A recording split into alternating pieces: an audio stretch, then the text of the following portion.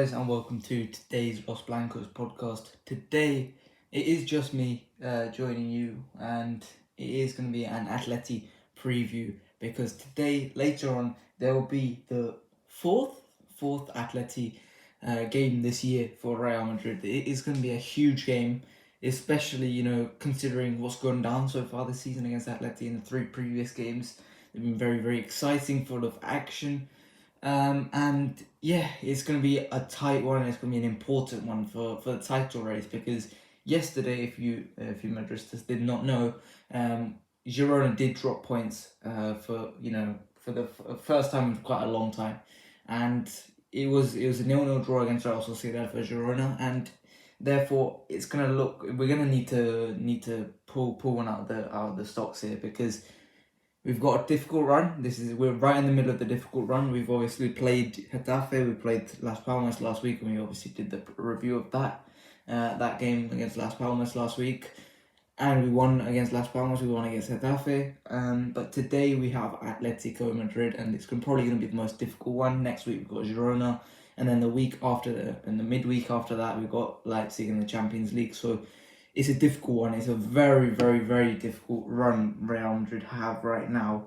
In terms of the previous games against Atleti, the first game of the season, if you recall, it was a 3-1 victory for Atletico Madrid in the Metropolitano. We struggled in that game. Tchouaméni did not start, and we played that Christmas tree formation where Rudiger was the only attacker. We got completely dominated. In the air, we were just shocking. We were shocking in the air in that game, and that was the first time this team looked really bad this season. And Ancelotti had to tweak the tactics a little bit, change the diamond formation to be more like I don't know what the word is, but rather than a diamond, it's more like a square. That's the best way to put it. I think it's going to be a difficult one here. Anyway, apart from that, I mean, we went later on.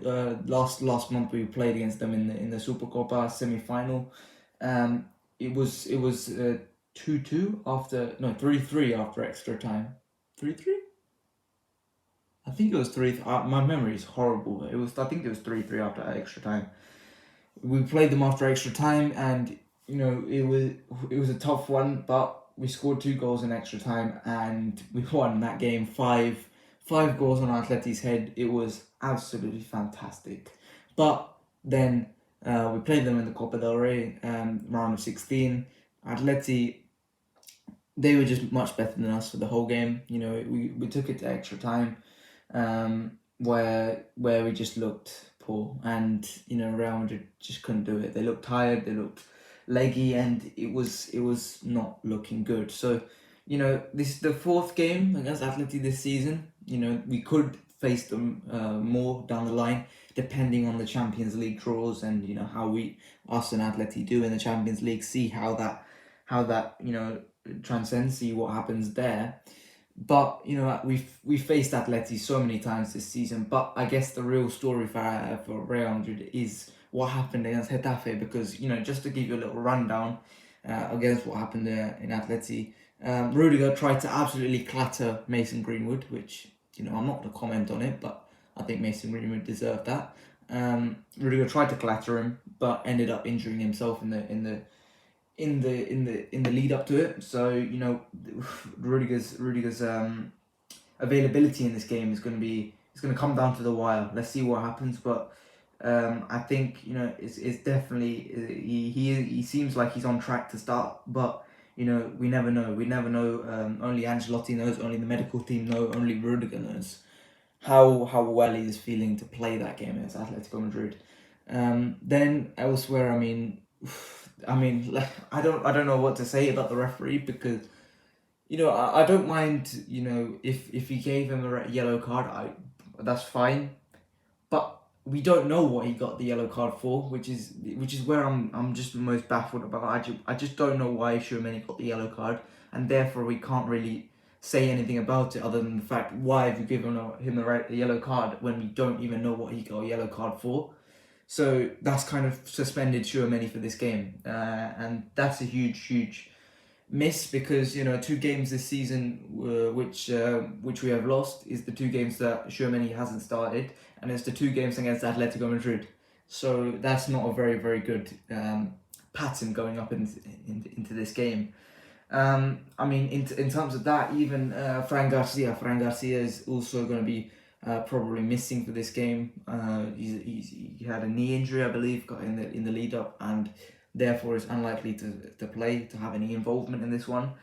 And yeah, it's the squad depth is looking really really iffy right now. It's not looking great for Real Madrid. I mean, the defensive issues, we should have signed a centre-back in January. We should have. These are the problems, Militao due to come back in March. If we can hold out until then, it's going to be fine. But if Rudiger gets an injury, we are in proper issues. We are in the mud. So, that's definitely going to be an issue for us to contend with. If we look at what Atleti has been doing over the last few games, since we last played them in the Copa del Rey where they won, they haven't lost a game since. They've won every single game. The game after they beat us was the game against Granada where they won 1-0. It was a dodgy call which they won 1-0 on. Alvaro Morata scored a goal in that one. Sevilla, they beat Sevilla 1-0 in the Copa del Rey quarterfinals where Memphis Depay got them through. They beat Valencia then in La Liga, back in La Liga, with Samuelino and Memphis Depay scoring. And then against Rayo Vallecano, Memphis scored once again, and Reinildo scored to beat Rayo Vallecano 2-1 in that game. So yeah, in the lead up to this game, they're in good form. They're playing well, and it looks like Atleti, they went through a little bad patch in that time, but it wasn't something that I think Atleti would have been too worried about coming up into this game. But I think one thing they will be worried about is the fact that Alvaro Morata hasn't started the last few games. Now, I'm not sure what Alvaro Morata's status is. When I went on the Transfermarkt earlier to check the injuries and suspensions for Atletico Madrid, Alvaro Morata was not down as injured for this game. And if Alvaro Morata is missing for this game, that is a huge miss for Atletico Madrid. They will struggle. They will truly struggle if they do not have Alvaro Morata up front. He's been excellent this season. As much as it hurts me to say he has been excellent this season, him and Griezmann have been fantastic together. They've formed a duo. They've formed an excellent duo. And yeah, especially in this makeshift defense, which we may have to put out against Atletico Madrid. If we have to put 2 centre backs that are shorter than Morata's, there are question marks about Morata's finishing ability, but in terms of his heading ability, he is a great header at the ball. And if we're going to put out a short defence against Morata, that is, especially what happened earlier this season, that looks like a recipe for disaster in this game. Other than that, I mean, Samuelino last time out had a really good game against us. I think Samuelino caused us problems bobbing down that side. I think we should be able to contend with that better, considering Feliz had some rest, had some time to recover. In that game against Atleti earlier, he was struggling. He was a bit tired. So I think Fede should be helping out with the Samuelino problems. But yeah, I think Samuelino is going to be a little bit of an issue for us to contend with. Memphis Depay has been in good form. He's been in very very good form recently. He scored, like I said earlier, he scored quite a few goals recently. Which especially with his time at Atleti not being that great, he's not really been able to break into the Atleti first team. But I think he's been good recently, scoring goals, and I think that could be a little bit of a problem for us to contend with. In the midfield, I mean, they're likely to play De Paul, Koke, and Marcos Llorente, but let's see what happens with Pablo Barrios. Barrios may play for this game. I think Barrios is a good player and he's a solid guy. Saul as well could have some involvement here. And then in the defense, they've recently signed Gabriel Balista, who Real Madrid fans don't like. I don't like him. I think he's a bit of a thug, but I think they've got defenders who are very very useful. I think Jose Jimenez is obviously going to play this game. I think Mario Hermoso will most likely play. Reynildo might play on the left side of defence. It's either him or Mario Hermoso. I think Reynildo is actually a good player. I think he's a quality guy. And then Axel Witsel, who's been really good this season, especially in the air. I think he could have some involvement here as well. So, if I was to quickly run you through the Atletico Madrid predicted lineup, here it is. Goalkeeper Jan Oblak, centre backs Stefan Savic, which that could be a point of exploitation for Real Madrid. Centre backs alongside him will be Axel Witsel and Reynaldo Mandava. Right wing back Nahuel Molina, left wing back Samuel Lino, and then the midfield three of Rodrigo de Paul, Koke and Marcos Llorente, and then up front he's going to go with Alvaro Morata and Antoine Griezmann. So yeah, I think that's going to be a difficult situation for us to contend with. Let's see what happens with that. Let's talk about Real Madrid then, because that is where I specialise in, I'd like to think. And the goalkeeping situation, I think, is pretty obvious. I think for me, you've got to start with Lunin in this game. Lunin's going to be the guy for us here. Right back. I think, let's start with centre backs, because I think this is where the natural starting point is. With everything that goes around the centre backs, everything, defensive midfield, left back, right back, I think it all depends on what happens at the centre back. Obviously, Tchouameni's suspension appeal was denied by La Liga, so he will not play this game. He'll be watching from the stands at the Bernabeu. But other than that, I mean, Rudiger is going to be touch and go. It's going to be right until the moment. Listen, I think, to be totally honest, in a game of this magnitude, I think if Rudiger is 70% fit, I think you should play. I think he should play, because I know there are going to be tough games coming up, but this is a big game. If we can get a win here, we can create a bit of separation between us and Girona. I think we can cause a little bit of problems for Atleti. Maybe make sure that their Champions League push is a bit. We cause a little bit of problems for them.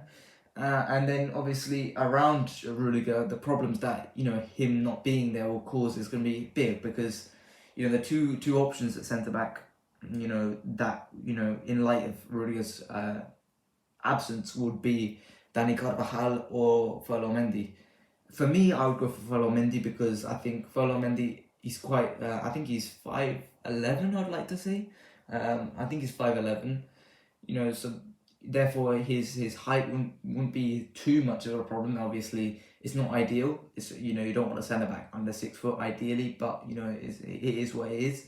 Alongside Nacho especially, and then obviously having Camavinga there as well, we can put Camavinga at left back as well if we need to as well. So that's why I would go for Mendy at centre back. I think he isn't a too bad of an issue, and I think that would be my choice. But I think it has been confirmed that Dani Carvajal would be the guy to play centre back if Rudiger cannot play. I think Dani Carvajal is a great player, and he's been fantastic this season, and that is exactly why I don't want him to go centre back, because the problem with having with Carvajal at centre back is we want him at right back. If you play him at centre back, you can't play him at right back, and therefore that brings us down a peg in that sense as well. And then obviously, if you're gonna play Dani Carvajal at centre back, that means you're going to have to play Lucas Vazquez at right back, which that could cause a few issues in itself. Although what I will say is that Lucas Vazquez did have a good game against Getafe, and he was actually quite decent. I was quite happy with his performance against Getafe overall, and I think those are the type of performances we need from Lucas Vazquez, who's actually been quite good this season. It must be said. I would give him a new contract. Just keep extending him by a year until you can tell when his legs are done. I think Lucas Vazquez, he could be a problem for us to have, especially with us needing to close down the wide areas. We need to, because if you're going to play these two centre backs, who are most likely going to be both under 6 foot or in and around 6 foot, not going to have Rudiger there, you're not going to be winning many headers in the box. Nacho's had problems this year in the air. I think Rudiger obviously was mitigating a lot of those problems, but if you're going to have Mendy who's 5'11", or Dani Carvajal who's, I don't know how tall Dani Carvajal is, but he's not big, is he? He is quite small, Dani Carvajal, and he does make up for it. He does make himself a lot taller than he actually is, but the fact is that I'm not too confident if I have Dani Carvajal at centre back, and so to stop the headed goals, I think the best solution is you've got to just stop the crosses from coming in itself. I think that's the best solution you can have. Simeone coming into this game has obviously been very, very, very, very nice towards Real Madrid, which he always is. To be fair to him, I've always got a bit of respect for Diego Simeone about that, because he's always respectful, humble about Real Madrid, and that's what I've got to say about Diego Simeone. But you've just got to stop the crosses from coming in this game. You can't prevent the headers from happening, because Alvaro Morata is a significantly better header of the ball than Nacho Fernandez or Mendy or Dani Carvajal, whoever it is. And so you've just got to stop the crosses from coming in. Even if Rudiger plays, you should stop the crosses, because earlier this season Rudiger did play alongside Alaba, and it was still a bit of a disaster class aerially from our centre backs. So I think you've just got to stop the crosses from coming in. I think the closing down in and around our box has to be on it. We have to be absolutely on it in this game, and I think for me, I think Camavinga in this game is a must start, and with Camavinga, he will be intense. He will be going for every single tackle, and I think that's what's going to be important.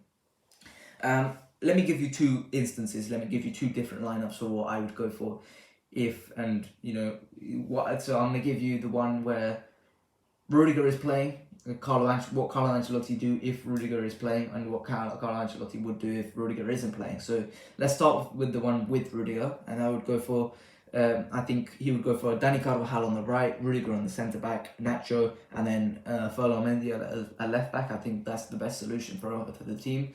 And then without Rudiger, this is what I would think he would do.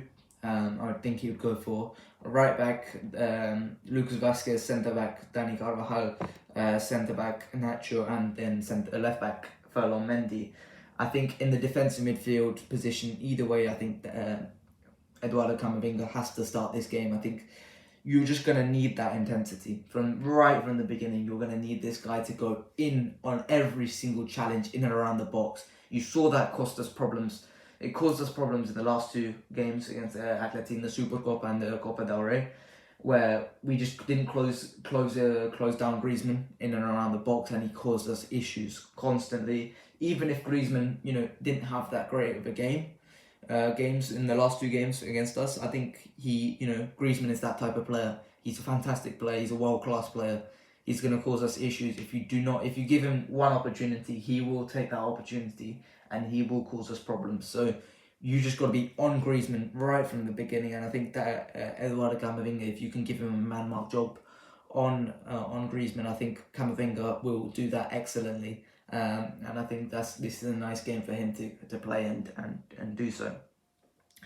In the midfield, otherwise, I would go for Toni Kroos and Fede Valverde. I think Fede, he got a rest last weekend against Las Palmas. He played against Getafe. I think he didn't exactly exert himself athletically, physically against Getafe. He looked like he was coasting, which is good because we got the win. We got what we needed to do, and yeah, we got all 3 points. Fede didn't really have to overexert himself in that game, which is what we need. We need Fede to be not full tank, but he's got to have something in the tank come the end of the season. We can't just overuse him. And then I think in the attacking midfield, Jude Bellingham. I think Jude Bellingham has to play this game. And last time out against Atleti, he was fantastic. He was brilliant in the Copa del Rey, despite our loss. He looked like the only guy who was ready for that game. He looked like the only guy who was playing that game to the best of his abilities, even though he looked like he was tired, he was physically shattered. I think Jude Bellingham, he was fantastic against Getafe. He was fantastic against Las Palmas last week. I think keep him going. He's going fantastic. He's playing brilliantly. He just, he hasn't scored in quite a while, which, it's not what we've come to expect from him, but it's fine because other guys are contributing, other guys are stepping it up. Mainly Joselu. Joselu is playing really, really well right now, and I'm really happy with what Jude Bellingham's bringing to the table. I think defensively, I think in this game he's going to be required a little bit more, especially with Toni Kroos. Maybe not being as good in the transition. You need to. Although to be honest, I think Toni Kroos defensively hasn't been that bad. Obviously in transition he's poor. You can't expect much from Toni Kroos in the transition. But I thought actually in the last few games when he's played, I think he is actually not too bad at closing things down. He's not too bad at just catching. If it's 1-on-1, I think he can catch a defender out. He can catch an attacker out. I think he can definitely cut them out, and I think Toni Kroos isn't that bad at that. Obviously, if it's a foot race, Toni Kroos is never going to win it, but I think it's fine. That's why you surround him with younger midfielders, and that's why you've got Jude Bellingham, you've got Fede Valverde, you've got Eduardo Camavinga, you've got Aurelien Tchouameni around him. So and then the front two, Vini and Rodrigo, I think should play this game. Rodrigo obviously didn't play. He didn't start against Getafe. He came on later on, but he did not start that game. I think he's struggled a little bit. I mean, over the last few games, he hasn't been. He went through that run where he was poor at the start of the season, but he picked it up. He was fantastic. Now he's dropped off a little bit again these last two. Maybe last month or so, I think he's dropped off a little bit, but I think I trust him. I trust him to come back like he always does. He always can step it up. He can, and I think he's always a useful contributor for us to have. And I think that's obviously huge to have Rodrigo playing in that level. But I think the talk of the town last time against Vinicius against Atletico was Vinicius' performance, which was really, really bad against Atleti last time out. But since then, I think Vini has been excellent. I think Vini has been really, really good. Maybe not to the level that level that we expect from Vini, which is the best player, one of the best players in the world. But he's beginning to recover. He's beginning to improve. And he's been good over the last few games. Last time against Getafe, I thought he was excellent. Obviously, he missed a few chances, especially that one where he's 1-on-1 with David Soria. I think he should have absolutely just tapped that in. He was trying to be clever, but he messed it up. Fine, you can miss those chances. Fine, whatever. Just make sure it doesn't happen again. I thought against Las Palmas, I thought he was excellent. I thought he was really, really good against Almeria. I thought. Although he didn't have his best performance, I thought he was quite key in us coming back in that game. So Vini's stepped it up over the last few games, and I think overall I think Vini needs to Vini is our franchise player. He needs to be the guy, and I think often against Atletico Madrid he does struggle. I think this is a good game for him to step it up. I think, at the Bernabeu, he's not going to be facing any hostile fans. It's going to be his own fans, his own guys, the guys who will be cheering him on, hopefully. I think Vini can definitely put together a good performance. And the key thing here, if he is playing against Stefan Savic, that is something we have to be going in on him for. I think we have to make sure that we try and absolutely take down Stefan Savic. I think that is a perfect matchup for Vini in this game. Stefan Savic is a bit of a thug. He's going to try and take him down whenever he can. He's a bit, definitely a bit radical in that sense. But, they really haven't got another option. Obviously, Cesar Azpilicueta's out, and he's going to be out for quite a little bit of time. Jose Maria Jimenez is not going to be playing this game. And then obviously you've got Gabriel Palista or Stefan Savic playing that side. So those are realistically the only two options that they have to play that side. And I think either way, whether it is Gabriel or Stefan Savic, I think that could be a definite matchup that Vini should try try and execute, because Nahuel Molina is not going to be there to try and defend and help cover, help double Vinicius. I don't think that's going to be there to for Vini to contend with. It's going to be one-on-one versus Stefan Savic. I think Vini's got that, to be totally honest. I do. I think in terms of super subs, we've got to make one. I think Joselu has been on really excellent form recently. Last game, he won us 3 points against Getafe. He was excellent against Getafe. The second goal especially, that was something Cristiano Ronaldo would score. Genuinely, that was amazing from Joselu. I was really impressed with that. And then the game against Las Palmas, he didn't really play that game, but whatever.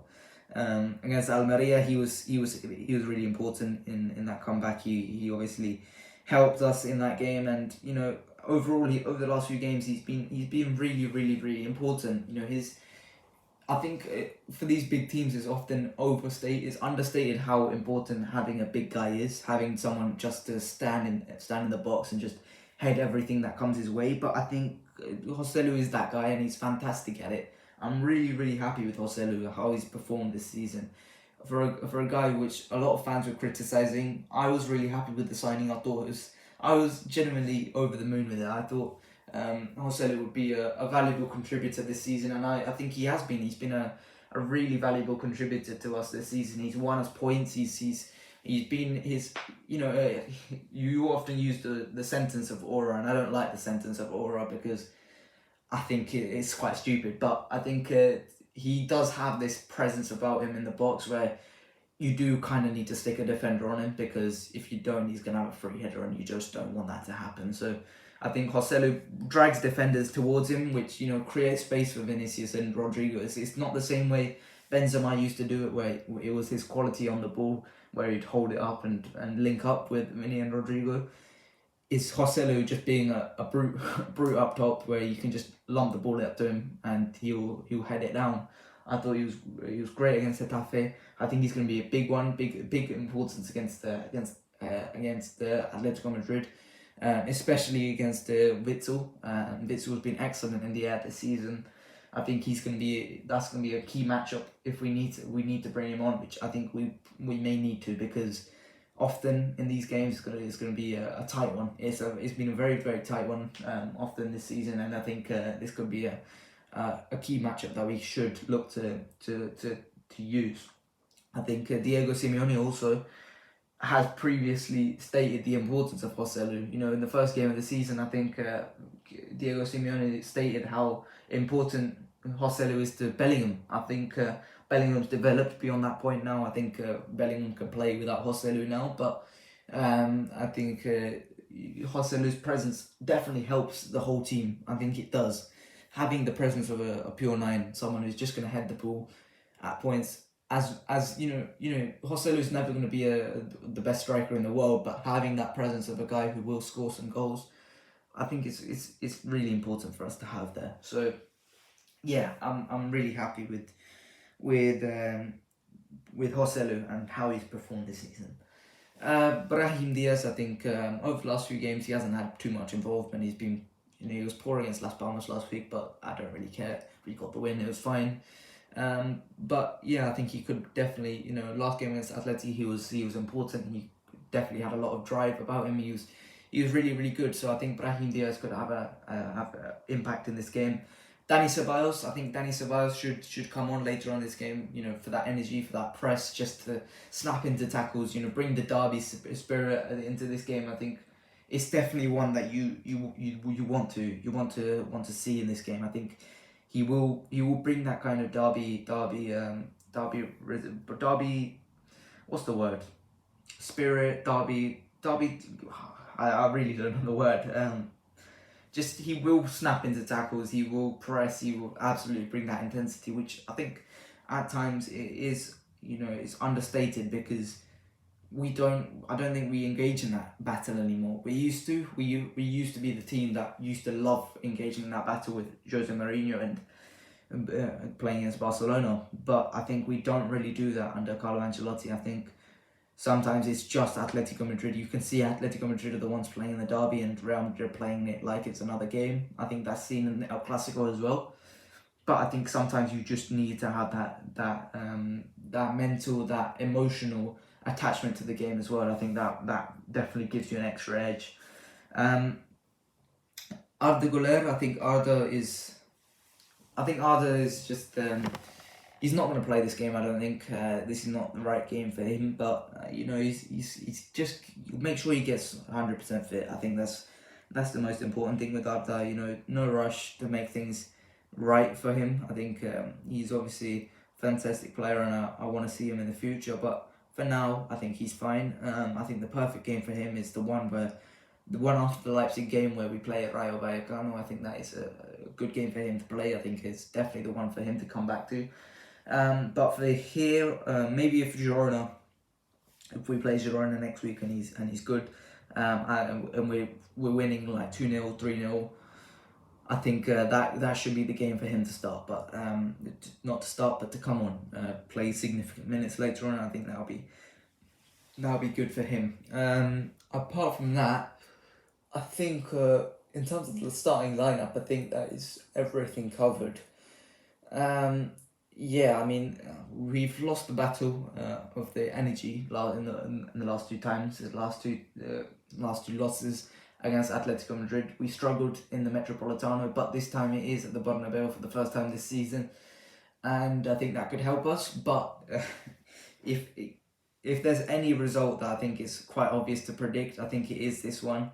Where it is the Derby Madrileño at the Santiago Bernabeu, which is pretty much guaranteed to be a 1-1 draw. Last year it was a 1-1 draw, if you recall, where Alvaro Rodriguez scored the goal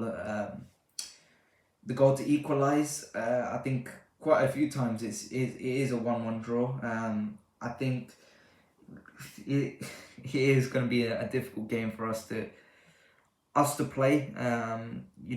We should be winning this game realistically, but it's going to cause us problems. In history, it's often known that Real Madrid struggle after the titled rivals drop points against before Barcelona. Whenever Barcelona drop points, Real Madrid often drop points with them, just to make Barcelona feel better. But Girona are obviously a good team. They crumbled yesterday towards the end. I think it was Michel who got sent off. Daley Blind, I think, got yellow card accumulation, so he won't play. Yangel Herrera won't play either. So, they crumbled towards the end of the Sociedad game. A lot of their players aren't going to play against Real Madrid, which is going to be huge next week to have. I think that's going to be a huge addition for Real Madrid to have. None of these Girona players. That's going to be a title showdown for the ages at the Bernabeu, which is going to be huge. We already won against Montelivi. But yeah, obviously this head-to-head problem with Atletico Madrid has not caused as much problems as we thought it would. Earlier this season, we thought maybe this can be a 4-horse title race, which that would be exciting, but it's turned out to just be 2 horses in this race. Plus 1 horse with a dead leg, i.e. Barcelona. I